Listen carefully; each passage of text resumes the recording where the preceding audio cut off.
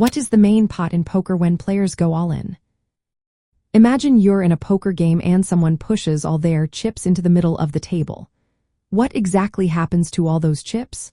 Well, that's where the main pot comes into play.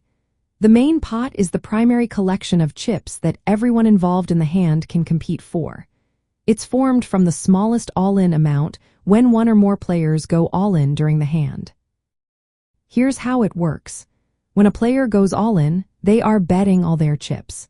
If their chips are fewer than the other players, only the chips they have are used to create the main pot. All players who want to continue must match that all-in amount. So, the main pot contains the chips from each player's contribution up to that smallest all-in amount.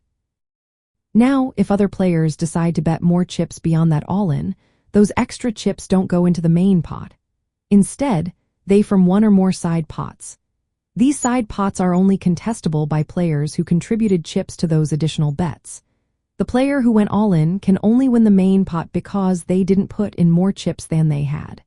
They cannot win the side pots, which are reserved for players who bet more chips. At the showdown, the dealer first awards the main pot to the player with the best hand among all players involved in that pot. Then, the side pots are awarded separately to the best hands among the players who contributed to those pots. This setup makes sure everyone only wins what they risked and keeps the game fair. For example, if player A goes all in with $100, player B calls with $100, and player C bets to $100, the main pot will include $100 from each player, totaling $300. The extra $100 from player C creates a side pot that only player B and player C can win. Player A cannot win the side pot because they only contributed to the main pot.